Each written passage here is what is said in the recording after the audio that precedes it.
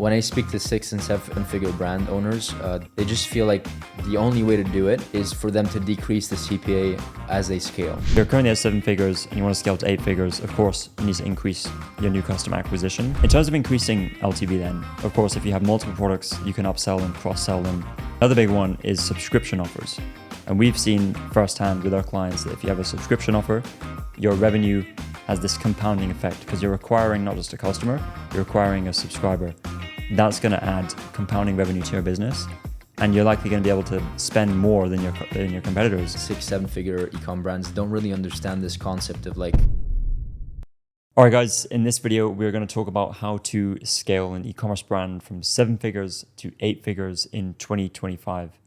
We're going to be going through the foundational stuff. We're going to be talking about how to maintain your CPA while still scaling.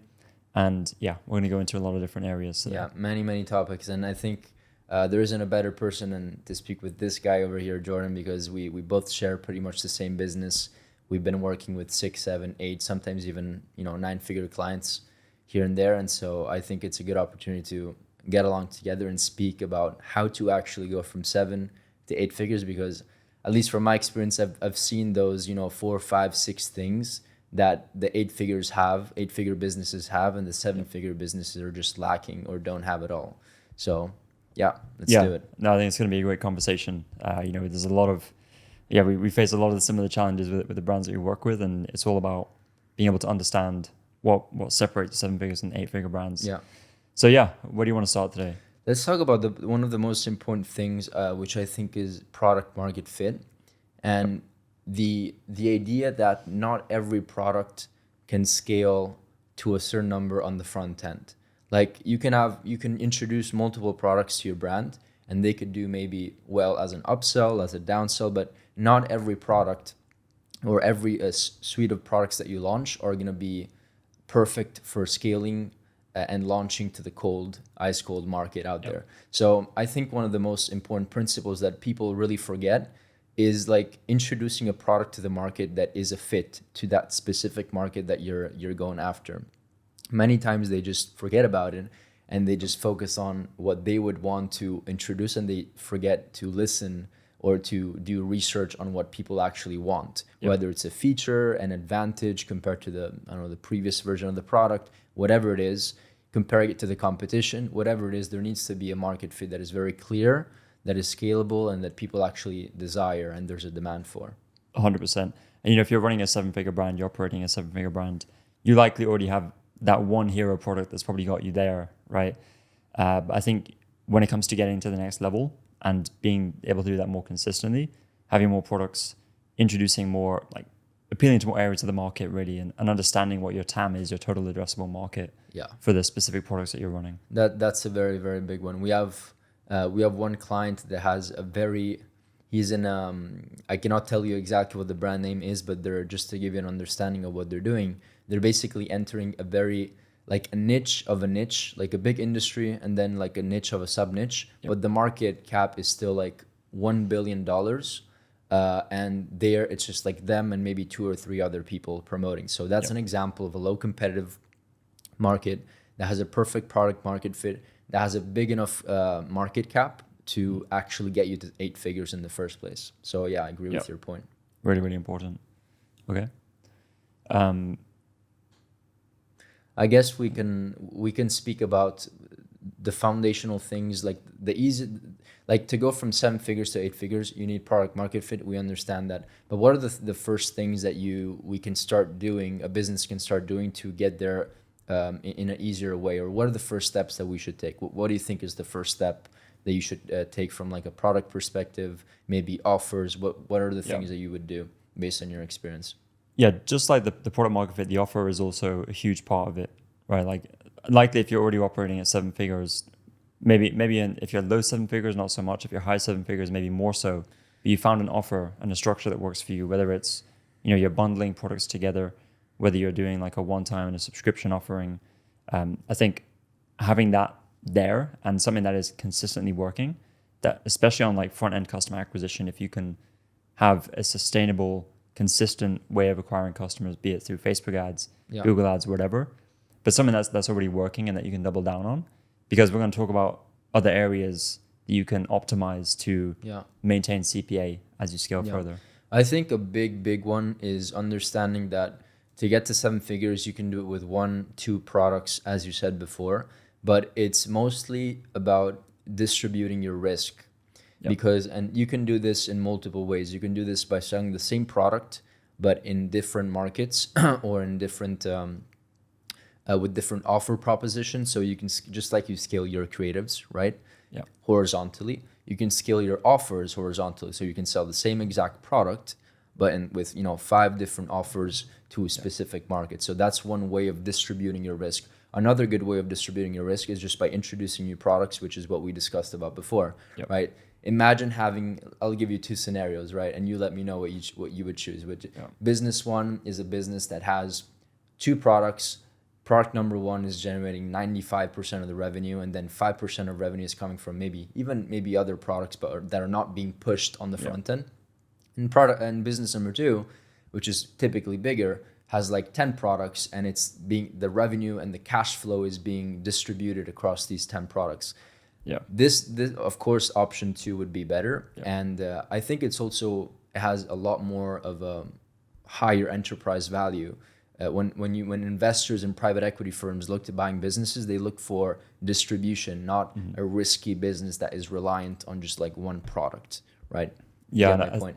I think a big thing you touched on as well is also supply chain, because if you have one product and all of a sudden you run out of stock, or there's an issue with the manufacturer, the supplier, then your business is pretty much gone, right? So when we look at brands and we look at the scaling potential of brands, we're also looking at their supply chain, their inventory. Like, how quickly can we scale up our supply chain, right? Yeah. Because if we triple the ad spend, but the logistics aren't there to support, then that's going to cause a lot of issues, right? Yeah. So I think that's another one, and that's a completely different topic, right? Going into all that stuff, and but something important to consider. Yeah, but I think the foundational thing to go from 7 to 8 figures is, like I always say this in many of my YouTube videos, the brands that win are the brands that are able to spend more for a customer and still be insanely profitable, right? These brands like Gymshark, the big dogs out there, are able to spend way more than their competition and still be insanely profitable. Not only just because they have more products to sell to, but just because they've created this brand over time. And it takes time. It doesn't take a couple of years to do this, right? And so that's increasing LTV. So what can we do? What can we talk about to I guess to the audience about what are some steps that we can take to increase this LTV? Like what can somebody, like what are the actionable steps that you can do to start increasing the LTV, I guess? Yeah, I think before we talk about the specifics, it's important for us to know your numbers, and LTV is not really a useful metric unless you add a time frame to it. So common ones are 30-day LTV, 60-day LTV, 90-day LTV, even 365-day LTV. Yeah. The reason why is because LTV doesn't really mean anything until you realize it, right? It could be an LTV 2 years in advance, but you have to wait 2 years for that cash to be realized. So having different metrics, different timeframes, and also benchmarks. I've heard from Taylor Holiday over at Common Thread Collective. Their benchmarks are like 30-day LTV needs to be 30% higher than the AOV on first order, and a 365-day LTV needs to be 100% higher than first order AOV. Yeah, that's like the gold standard, right? So if you can be around there, you're in pretty good standing. Yeah, I think it's a lot also about understanding, and this is where you need to start hiring a CFO. If you're doing multiple 7 figures and you don't have a CFO, somebody that is in charge of your financial statements, of your financial situation of the company, you probably don't even know how your cash balance, your in, cash out. Like, these are really, really important things. When it comes to growing an e-commerce business, based on my experience, there's a lot of moving parts. There's team, there's payroll, there's costs, there's agencies. There's a lot of different things. So I think every business operates in a different way. I'll give you an example. Businesses that have loans or have a lot of cash because they have, they for some reason, because of loan or equity, they have a lot of cash in bank. Then those types of businesses are typically able to be a little more patient. And instead of maybe doing a 30 or 60 LTV calculation to calculate their acquisition cost that they can afford on the front end, they can maybe wait 6 months or some even 12 months. So it's really dependent on your individual kind of like cash flow and how your business is operating. Of course, 100% agree. So know your numbers. You can use a Shopify app like Lifetimely, which can really help you, pull these numbers. And get someone in finance, CFO. It could even be a fractional CFO. Probably don't need someone full time if you're still in the 7-figure range. In terms of increasing LTV, then multiple options.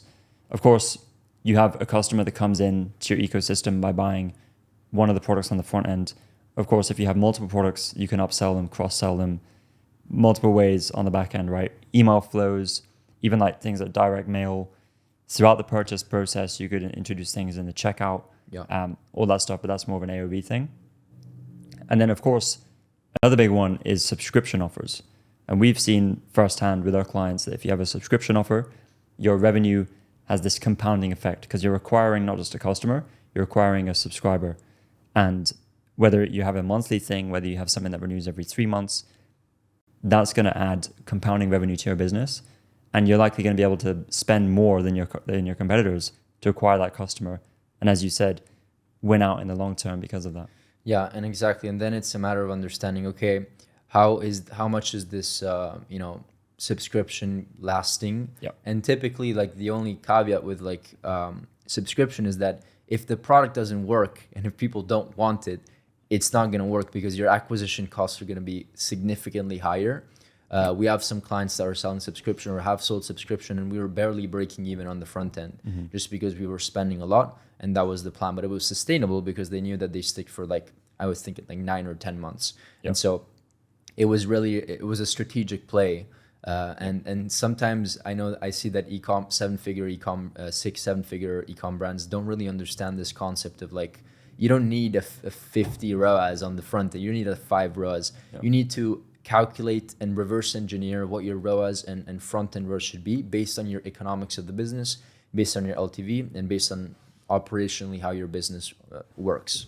Yeah, and to add to that point as well, like, specifically separate out new customer ROAS, new customer acquisition cost from your blended, because that's going to tell you, like, how fast your new customer acquisition is growing in relation to, your returning customers, right? Yeah.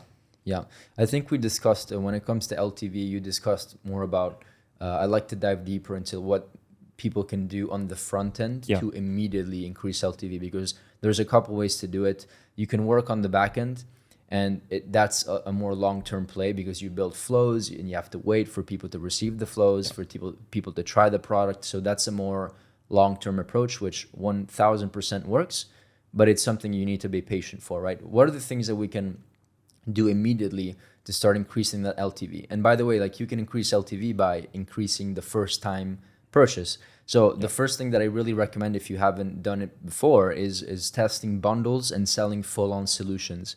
So there's a difference between selling a product and that's maybe solves a part of a problem, and compared to maybe a full-on solution that has a bundle or different products together, maybe with additional value like digital or info products to increase perceived value.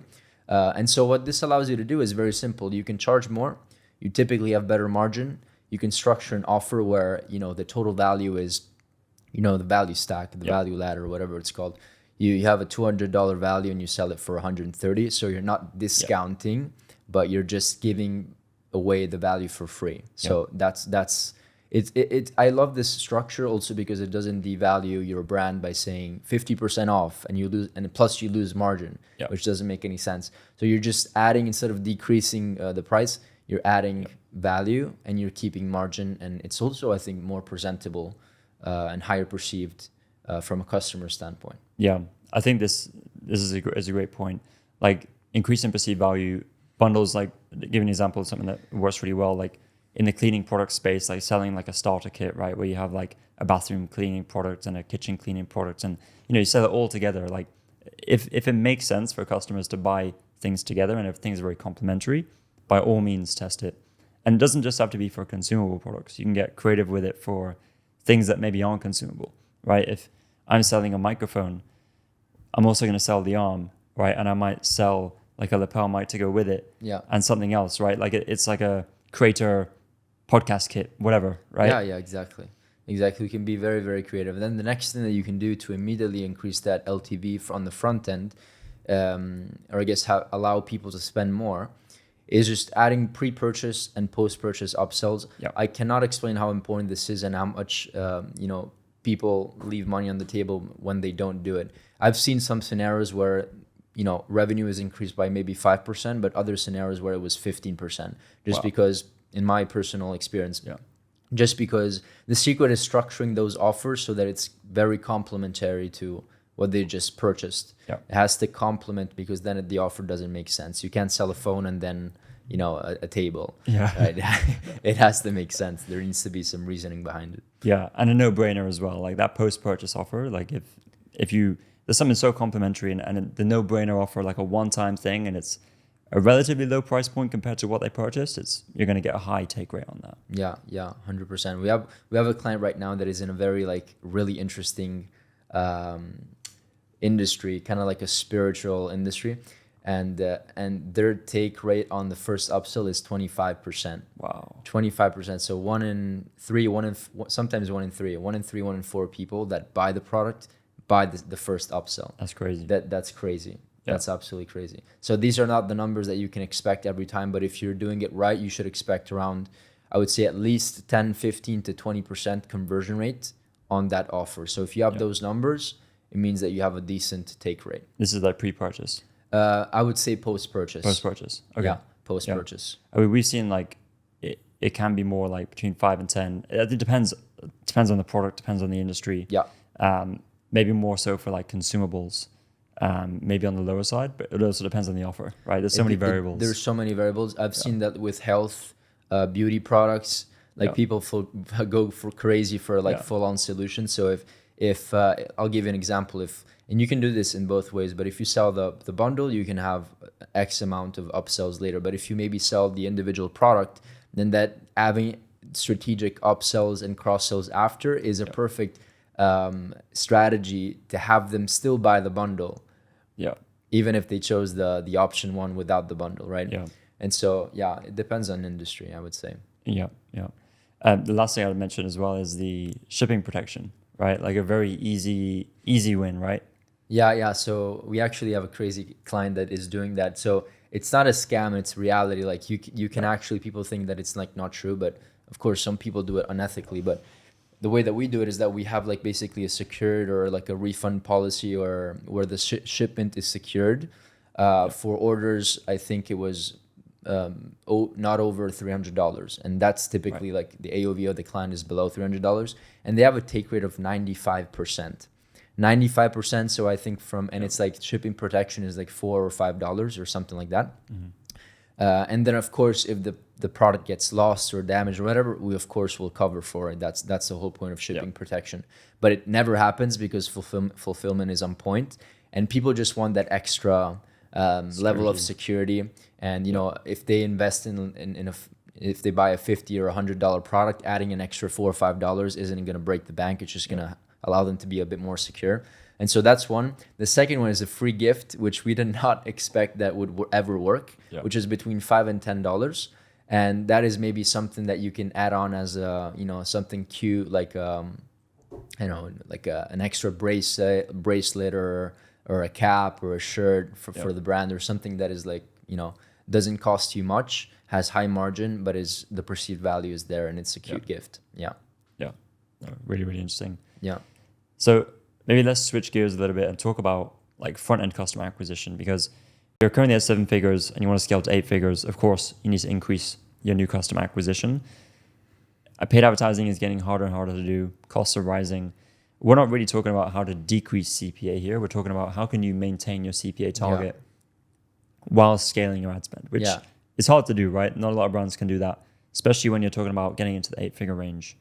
So I guess let's talk about paid advertising. Most brands watching this, you're probably running some paid advertising. How can we, what are the main levers and things that we can introduce to make sure that we maintain CPA, even if we were to 1.5x, 2x ad spend? Yeah. Before we go through this, I cannot stress this enough. When I speak to 6 and 7-figure brand owners, they just feel like the only way to do it is for them to decrease the CPA as they scale.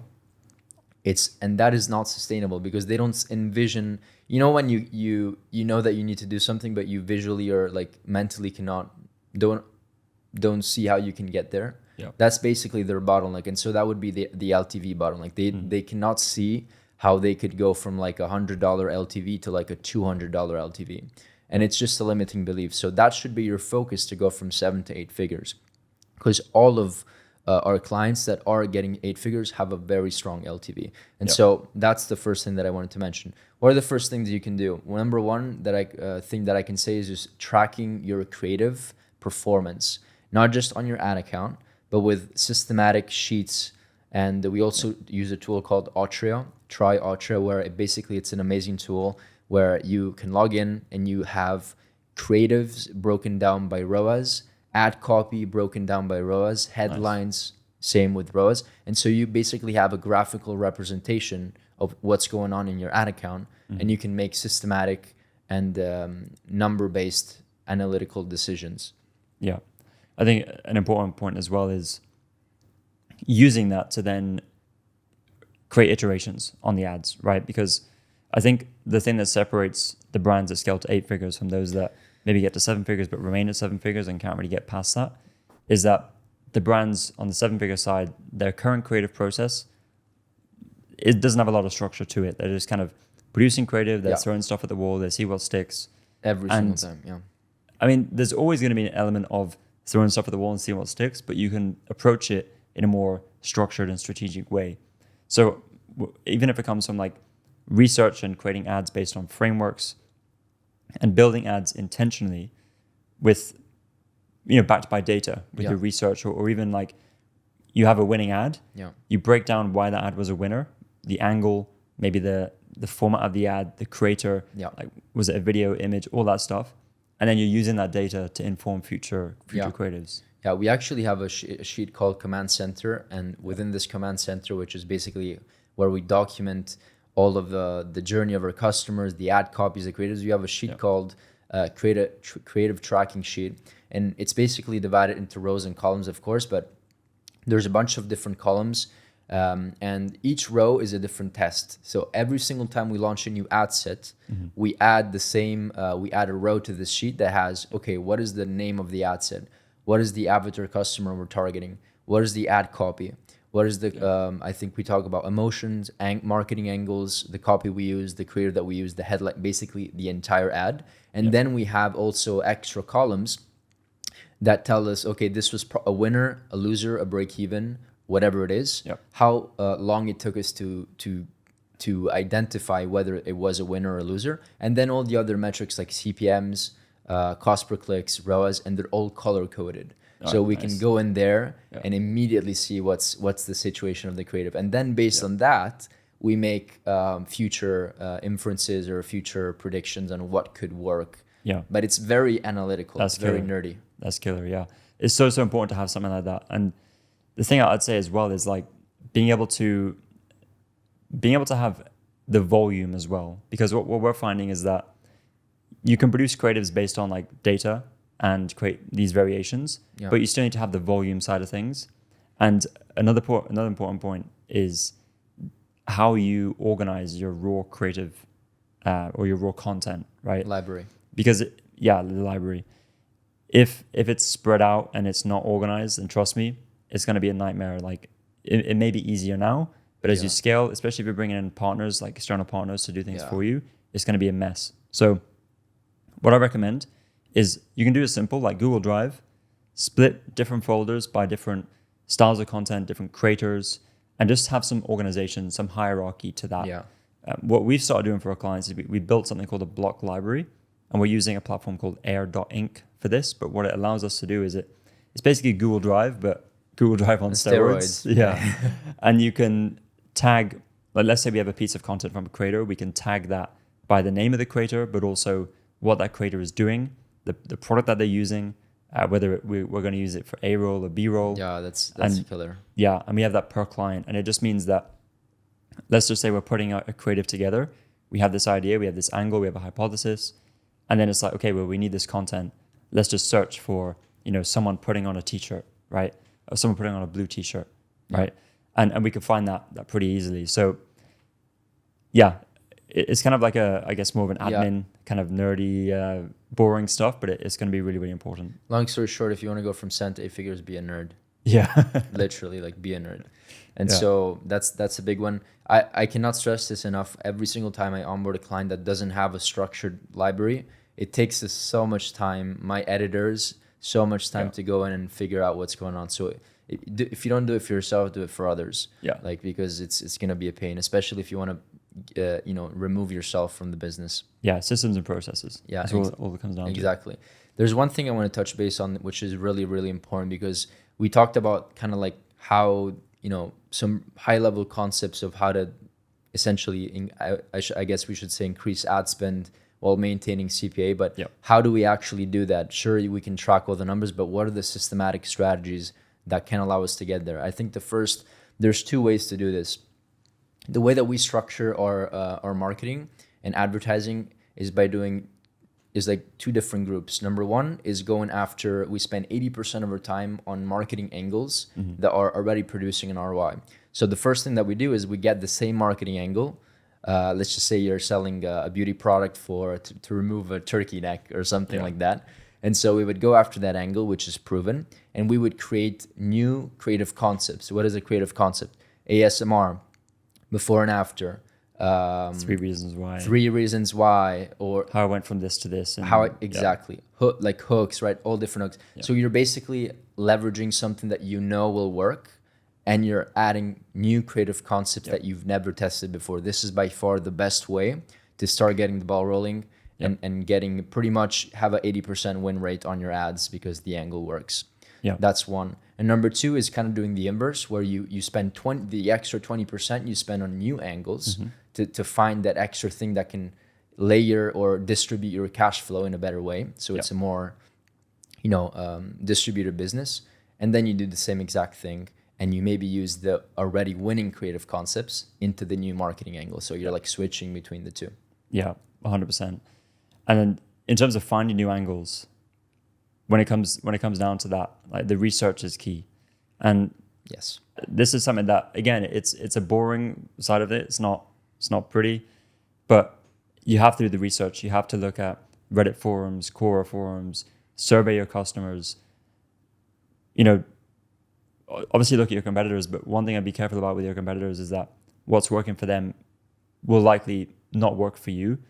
So you have to you have to use that data, but like carve out your own angles and maybe your own target audience and specific unique mechanism that you can apply there. But Yeah. something super, super important. I'd recommend having these customer personas that you have out, maybe even like a visual form on like a board that you can come back and refer to. Yeah, that's I forgot to mention that, so thanks for bringing it up. But that's when we onboard a client, just to give you an understanding of how important that is. The first 7 days, that's all we do. Yep. I mean, we have other people doing other things at the same time, but we literally, for 7 days, we do two types of researches. One is a customer mining research. So we go on your Amazon reviews or your website reviews. Of course, they have to be real, or else it's not going to work. But I'm assuming that if you've built a 7-figure business, you have real customers in a real business. And so we use AI. I forgot what it's called. I think it's called Influx Amazon. It's like it's this Chrome extension that you basically go on Amazon or on the website, and it will scrape and build a report and tell you what people like, what people don't like, what people are talking about, what problems they feel that the product has. And then, you can use all of these angles: who, where, why, what, in what case they use the product, everything, which gives you basically the language, the tone, the style, the angle that you need to use to convert people. So it's like, it's so valuable. And then we do a product, market, and awareness research. So we study the product within a market, and then we study the level of awareness that people have of a product within a market. So it's like very nerdy once again, but it sounds like a college assignment, right? But it's very, very important to do this research. It works. I think by now, if you're watching and you've watched from the beginning to now, you will have understood that a lot of this stuff is foundational organization, systems, processes. Yeah. Like then you're just layering things on top, right?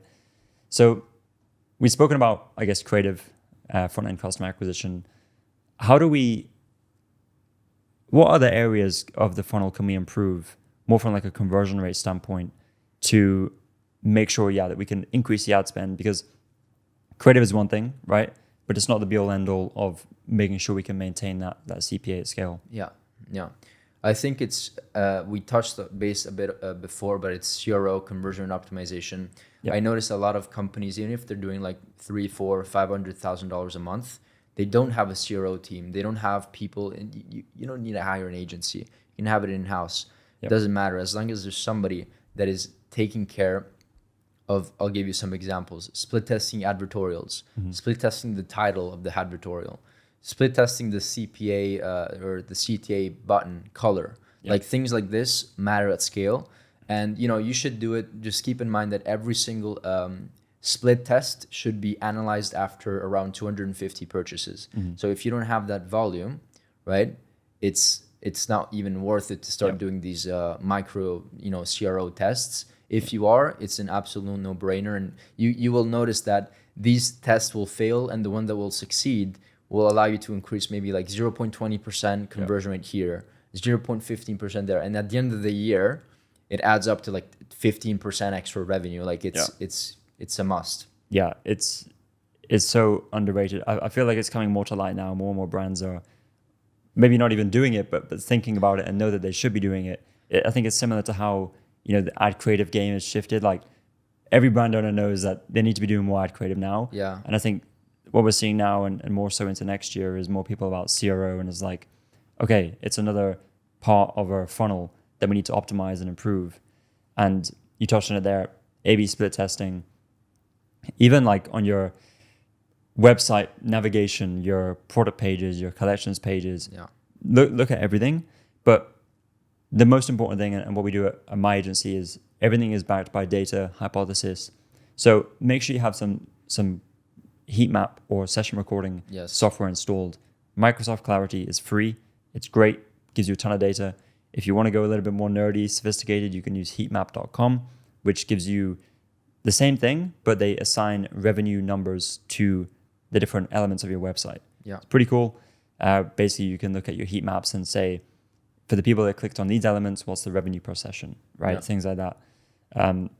What was the CRO tool called that we use for Intelligence? Intelligence. Yeah, Intelligence is a great one for CRO. If you want a less advanced one, you can use page builders like Replo or Gem Pages that have CRO elements or features to it, where you can do it in there. If you want really the high top-notch level of CRO testing, split testing, it's Intelligence. Intelligence, yeah. It's a very good one. Yeah. And even look into like price testing, right? This is a big one. Something we've done for clients as well, because most people that are like, they have a price and they've come up with that price based on maybe what their competitors are doing, or they've set one price and they've never tested different pricing. And a lot of brand owners can be like, can maybe against this or a little bit apprehensive to test it. But we've tried it before. The way you do it is let's say your price point currently is $80. We always like to increase the price, but there's a case for decreasing the price as well, because it's all about the balance with your AOV and conversion rate, right? The price is obviously indicative of the AOV, but then the conversion rate is the other metric that's directly tied to that. Yeah. So if let's say your $80 price point, you test 85 and 75, right? You go either side. Yeah. And then you test it, you get the data, and then from there you can start to map out. You can even run like a scenario of what the revenue would be based on that, if you were to run that out with more sessions. Exactly. Yeah. I'm trying to pull up a software that we're actually partnering with because we believe in so much. I don't want to give a shout out with the wrong name, so I'm looking for it, but I think it's called Priya AI. Right. I'm pretty sure it's called Priya. I'll maybe put it in the link down below, but yeah, there it is. I'm going to partner with this company because they have an amazing tool where, Priya, Priya, Priya.ai. And so what this allows you to do is price testing with AI. Yep. So the AI will go and basically introduce, and this is something that the big companies do, like Amazon does it. Yeah. Everybody, like all the big dogs do it because it's really detrimental to increasing profitability. Yep. And so it's like a never ending automatic AI-ish, like split testing that never ends. and always there to like increase and maximize your profits with the highest price and the highest conversion rate. Yeah. So that's a good one. Super, super important. And with clients in the past, we've done this. We've increased AOV from like below $100 to like $130 just by price testing, right? Yeah. We found that, okay, you increase the price, but the conversion rate, and it's not even about like the conversion rate stays the same. Your conversion rate may take a little bit of a hit, but the important thing and a North Star metric that we have for our clients is you take an AOV, you take a conversion rate, you just take the percentage sign away, you multiply those numbers together, and you want to aim for 250 or above as a benchmark. And what it does is it just gives you something to aim towards, right? Because you think about AOV, think about conversion rate. Now, the AOV is very dependent on what you're selling, right? You can only sell, a plant for so much, right? Yeah, exactly. And so people like judge conversion rate without understanding average order value. Yeah, exactly. Right. And so just to break down the example that Jordan just said, like if you have a $250 AOV, you need to have at least a 1% conversion rate. Yeah. And this is not like a make it or break it. Like the numbers can go up and down. It will depend on market, on how expensive your traffic is, all that stuff. Yeah. But that is a good solid proportion to scale to I guess the 8-figure mark. I would say even 300 if possible. Yeah, I mean the higher the better, right? There's obviously a point at which you're going to get those diminishing returns because the price point is too high for the product you're selling. Yeah. But yeah, I would take that into account and start like look at what you currently have, right? And then if you're not at 250, you know that there's work that needs to be done to get it there. And what we found is that when we get clients there and beyond, it raises the ceiling for how much we can spend on ads, right? Because we can maintain the same CPA at scale. Exactly. Like we have a client that is selling a really competitive product. So $2.5 cost per click, like really high at scale, right? So 2.5, sometimes even $3. It's like almost the B2B cost per click, really expensive. But their business economics are $500 AOV with a 2.5% conversion rate. Killer. It's like an absolute 2 to 2.5%. So that's, it beats everything. Yeah. It beats the expensive advertising cost, right? Yeah. I think as we progress into 2025, as ad costs continue to inevitably rise, this side of the business is going to become more and more important, right? Because if you look at your COGS, right, your product costs, yes, you can get some efficiency out of there, but realistically, it's harder to do, right? You have to maybe work to decrease your cost. Yeah, like your COGS. Yeah, your COGS. Yeah, much harder to do 10 years from now. Yeah, like pricing is gonna go up. So I would say it's the hardest thing to do as you move on in time, right? Yeah, so you have to work on the other areas. Conversion rate, AOV, getting those metrics up is going to really, really help you. First of all, maintain where you're currently at, but then also help you scale. Yeah, especially as you layer on the other things that we were speaking about today. Before we move on, I want to touch base on like CRO. We talked about many different aspects of CRO. I would like to the audience describe in maybe 3 sections. Yep. What is the most highest lever CRO thing that you can do, and what is the one that does like makes the less difference? So I think the first one is changing the offer, because we've seen scenarios where a conversion rate just increases or decreases by a lot, by just like changing the offer on the front end. So that's probably would you agree, right? Yeah, 100%. The biggest lever that you can pull that will make the biggest impact. Yeah. Which also requires less, like you don't need 250 conversions to figure. You can also have like 50 or 100 and you will know immediately the impact of it. So you need less amount of conversions and it will make the biggest impact. Second thing is probably what do you think is the second thing? Maybe the page structure? Yeah, I would say it depends where you're sending your traffic, right? Because if you're running ads, you're either going to send traffic to a landing page, or likely if you have a lot of SKUs, a collections page, or maybe even a product page, right? So I'd say like wherever you're sending your traffic and whatever is currently working for you, I would double down there, right? If you're sending traffic to a product page, work on the product page, because that's where the majority of the people are going to land, and that's where they're going to start making decisions. Yeah. And then focus on the above the fold. That's what I would say.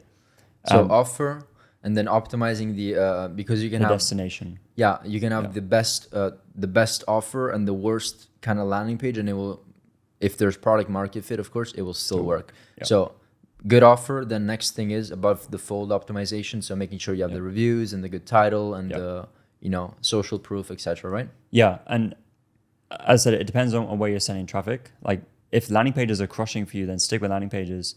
You know, maybe the 5 reasons why listicles are working for you, maybe advertorials are working for you. Focus on optimizing those pages and see how you can get like a higher click through, or if your offer is on the page itself, like a higher add to cart rate. But even then, like the above the fold is key. Is still like, right, generally, whether it's landing page, advertorial, listicle, product page, still the first scroll, I like to say, is gonna be the one that makes the biggest impact. Yeah, and I still see to this day, business owners are not optimizing for mobile. It's crazy, but optimize for mobile. You need to think mobile first, right? No longer look at desktop and say, how does it look? Mobile first, then desktop. Yeah. That's what I would say. 95% of traffic is from mobile. Also, this is completely underrated, speed. Oh yeah. Speed. Like you can do everything right, but just F up the speed and you will get no conversions at all. So it's crazy. And speed is a tough one because, like, you know, if you talk to a developer, they'll say, yeah, we can remove, you know, we can minimize JS or JavaScript, and we can, you know, decrease the file sizes. And while that can work and does work, what we found is that usually it doesn't really move the needle that much. Yeah. We have some clients using a tool called Nostra.ai, Nostra.ai. What this company does is a software tool. They load your whole website on something called an edge server, which basically is a cache for your site. So that the load speed is much faster. The cache, I know what you mean, yeah. Yeah, so that if you go on Lighthouse and you have Nostra, your desktop and mobile speeds, your scores are going to be in the 90s. And game changer, right? It's more for a client. Like if you're doing multi-7 figures in revenue per year as an e-commerce brand, it's definitely worth an investment, because the investment into this tool is going to yield you, you know, so much more in conversions. Yeah, having a fast page is like, it's kind of like the metaphor or the comparison is like sending an email and it goes to spam. Like people don't see it. Exactly. Right? Exactly. It's the same exact thing. Yeah. Cool. And then the last thing, I guess, is just tweaking the structure of how things are being, you know, positioned on the page. Yeah. And I think whatever it is, your page should have amazing photo shoots, have amazing kind of visuals to it. Yep. That's of course a foundation, but it's also a CRO element. So yeah, and for me, like, CRO is basically the way that it's the information you present and the order and the structure in the way that you present that information. So yeah, the visuals are key. That if you have bad visuals, it's going to be very, very difficult to have a good conversion rate. Perceived value goes down. Yeah, but then you were talking about earlier, like reviews and social proof and trust, super, super important. You want to, like, the best way you can look at CRO as well is, again, it comes down to research and customer understanding, right? Just like your creatives, CRO is the same thing, because what we like to do is we like to understand what questions does a customer have when they come to the page, and in what order do they have those questions. And what we want to do is we want to present and structure our page in a way that answers those questions in the same order as much as possible, right? Not every customer is going to be the same, but the more we can do that, the more we can use data and this iterative process to structure the information in that way, get customer surveys, get feedback, then the more likely we're going to edge towards higher conversion rate. And if you don't know where to start, study your best direct competitors. You can, same tool, Ultra, you can go in there and study what they're doing, filter by companies that are, you know, have 1,000 active ads, 500 active ads, which means that they're investing heavily into advertising. Yep. And with this tool, you can also break down where they're sending their traffic. So 30% here, 20% to the advertorial, 10% to the listicle, whatever, and study their structure to have a starting point, some inspiration. Another very important one to answer objections, a good section that you always need to have is an FAQ. Yep. And I've seen that some companies, especially like supplement companies, beauty companies, put it right after, like they have top of fold, social proof immediately after FAQ. Yeah. And it's typically a good section to put on the top if you go from advertorial to product page, because when you go through the advertorial, you go through all the information on the product, it's done. Then you have the questions. Yeah, it's spot on. And it's something that is kind of overlooked as well. But again, so important. Have a heat map or session recording software. Microsoft Clarity is literally free. right? Install it today, because these softwares, they only start collecting data from the day you install it. So if you don't have one installed, install it now. Like pause the video, install it now. Yeah. And all of this, what we're saying, is all well and good, and it's what we tend to see across the board. But your customers, your brand, your product is going to be different in its own way. You want to have a look at that data and see, like another great example is the image gallery, right?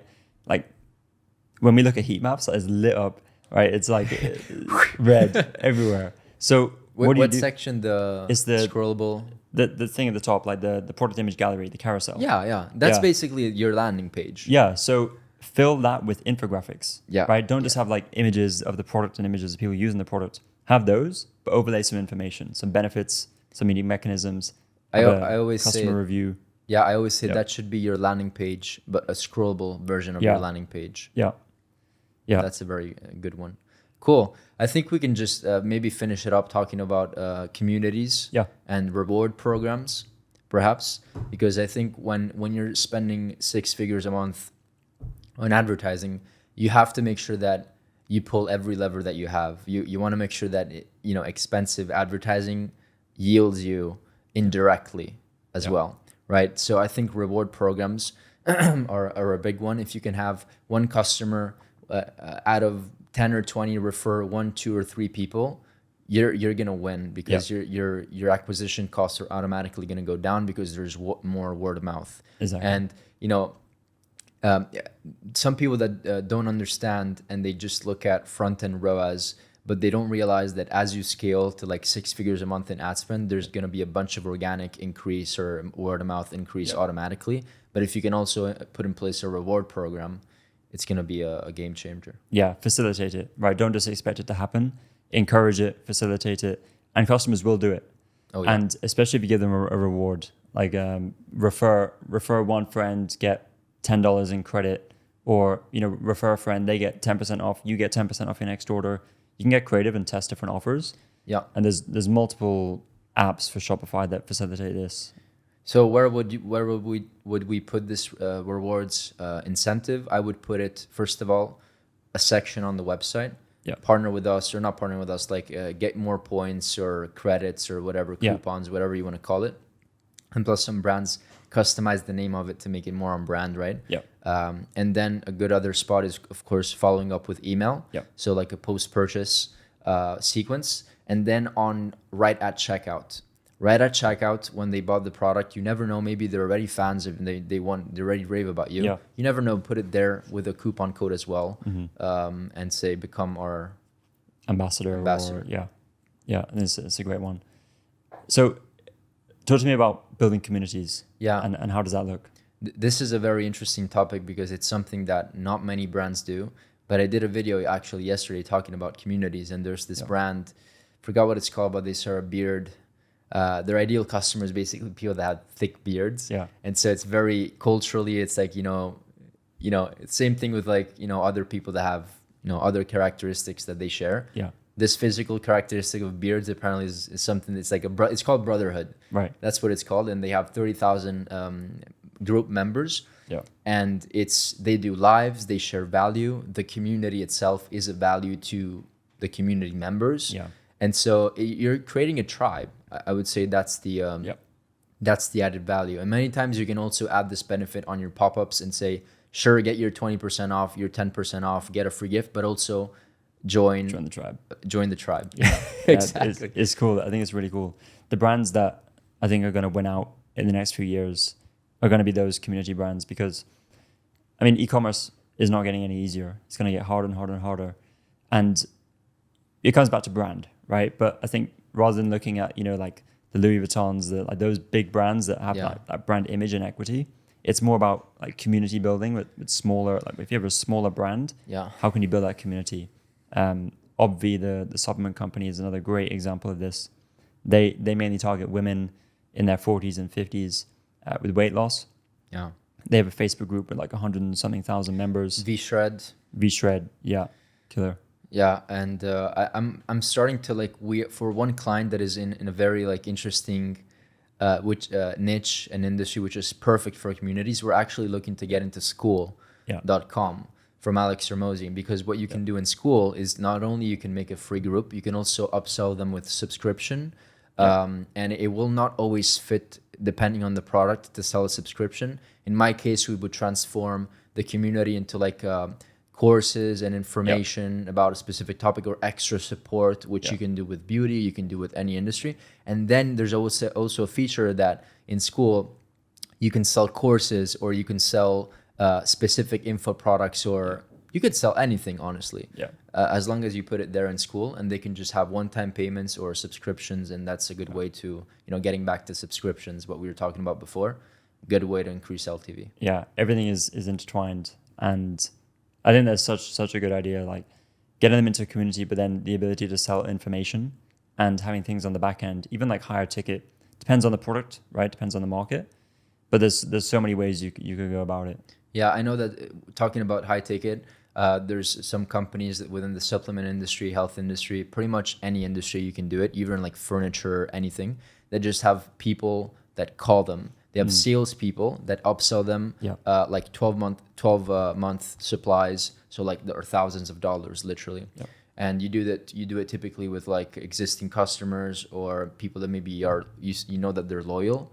Just a great way to increase LTV as well. Yeah. Great stuff. Cool.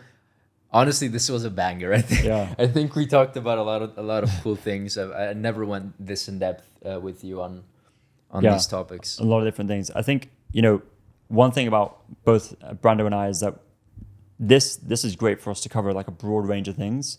We actually go deeper into all of this stuff on our YouTube channels. So check out Brando's channel. If you're watching this on mine, of course, other videos on here that you can check out. If you want to go deeper into CRO and how to run A/B tests, there's videos on that. If you want to go deeper into creative and the processes all there, you'll find videos on that. So definitely check those out. Cool. Amazing. Thanks, man. And everybody, thanks for watching. Thanks for watching. Bye.